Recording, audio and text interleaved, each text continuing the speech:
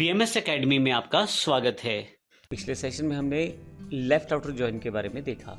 इस सेशन में हम राइट आउटर जॉइन की बात करने वाले हैं। यदि आप देखें तो हमारे पास यहाँ पे दो टेबल्स हैं, लेफ्ट साइड पे स्टूडेंट और राइट हैंड साइड पे लाइब्रेरी। ये वही टेबल्स हैं जो हम काफ़ी सेशन से पिछले काफ़ी सारे सेशंस में इनका प्रयोग हमने किया है। यदि मैं कुछ इस प्रकार का सेटअप करना चाहता हूँ कि राइट हैंड साइड की जो बुक्स है उन सबका रिकॉर्ड दिखाई दे जाए, लेकिन लेफ्ट साइड पे जो टेबल है केवल उन्हीं स्टूडेंट्स का रिकॉर्ड शामिल किया जाए जिन्होंने बुक इशू करवाया है, बाकी का नहीं। तो आइए देखते हैं किस प्रकार से हम इसे कर सकते हैं। मैंने इसे यहाँ पे ग्राफिकली शो किया है। थोड़ा नीचे आते हैं। अगर आप यहाँ देखें तो राइट आउटर जॉइन के नाम से हमने यहाँ पे एक सेटअप किया है जिसमें लेफ्ट साइड जो टेबल है एक राइट साइड टेबल है।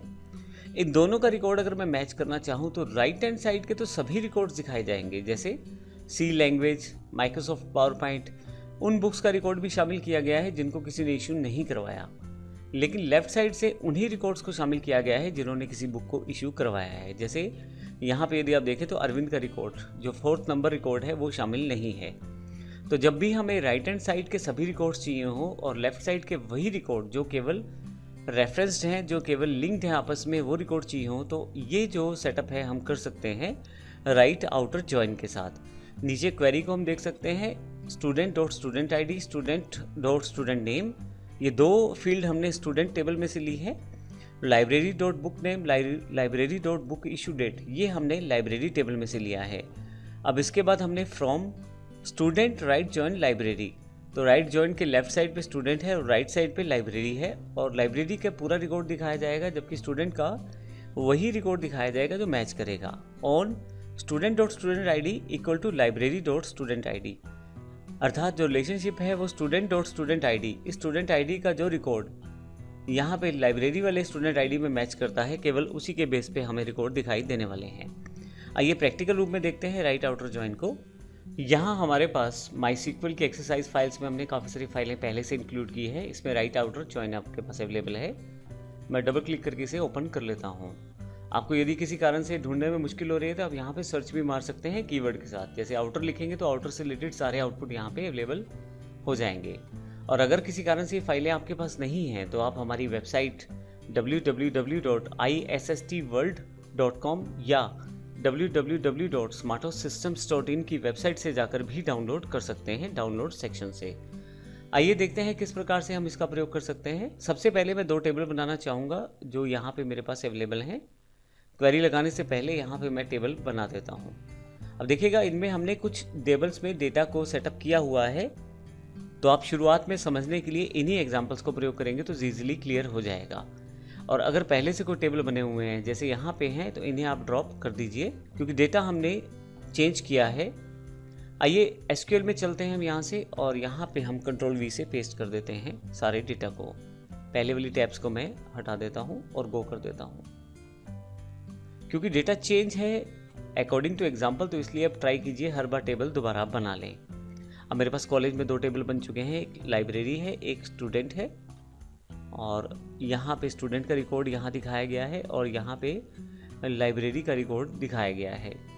अब मुझे क्वेरी एग्जीक्यूट करनी है जो मेरी राइट आउटर जॉइन से रिलेटेड है, तो इसके लिए मैं नीचे से क्वेरी सिलेक्ट कर लेता हूँ। यहाँ पे मैंने एक क्वेरी को दो बार पेस्ट किया है, एक ऑर्डर आईडी के साथ और एक विदाउट ऑर्डर आईडी। फ़र्क सिर्फ आपको ऑर्डर का पड़ने वाला है, बाकी सारा कॉन्सेप्ट सेम रहने वाला है। मैं यहाँ पे इसको सेटअप कर देता हूँ क्वेरी को ताकि समझने में थोड़ा आसान हो जाए, और यहाँ से ऑर्डर आईडी को भी नीचे ले आता हूँ। अब यहाँ से शुरू करते हैं। इस पूरे प्रोसेस में बिल्कुल लेफ्ट जॉइन का प्रोसेस ही है, लेकिन यहाँ पे सिर्फ कीवर्ड का चेंज किया है, लेफ्ट से राइट कर दिया है। पूरी क्वेरी एग्जैक्ट क्या है, स्टूडेंट टेबल में से स्टूडेंट आईडी और स्टूडेंट नेम, ये दो फील्ड हमने रेफरेंस की हैं, जबकि लाइब्रेरी टेबल में से बुक नेम और बुक इशू डेट ये हमने दो रेफरेंस की हैं। फ्रॉम स्टूडेंट, क्योंकि हमें स्टूडेंट टेबल से डेटा उठाना है, विद राइट जॉइन लाइब्रेरी। अब लाइब्रेरी वाला टेबल राइट साइड पे है तो राइट जॉइन में लाइब्रेरी के सभी रिकॉर्ड्स दिखाए जाएंगे जबकि स्टूडेंट के मैच्ड रिकॉर्ड ही दिखाए जाएंगे।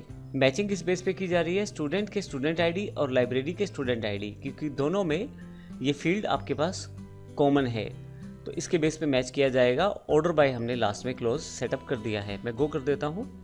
अब आप देखेंगे राइट हैंड साइड के तो सभी टेबल के रिकॉर्ड हैं, यानी कि यहाँ पे आपके पास इस पूरी लाइब्रेरी टेबल में से अगर कोई बुक इशू हुई है वो भी, और अगर कोई बुक नहीं भी इशू हुई वो भी, सभी रिकॉर्ड्स आपके पास यहाँ रेफरेंस किए गए हैं। और यदि आप लेफ़्ट साइड की बात करें, यानी कि स्टूडेंट टेबल की बात करें, तो उन्हीं रिकॉर्ड्स को प्रयोग किया गया है जो रिकॉर्ड्स ने या जिन स्टूडेंट्स ने बुक इशू करवाया है। यहाँ पे कहीं भी अरविंद का नाम नहीं है, क्योंकि अरविंद ने किसी भी बुक को इशू नहीं करवाया हुआ है। वो आप यहाँ से सेटअप से चेक कर सकते हैं।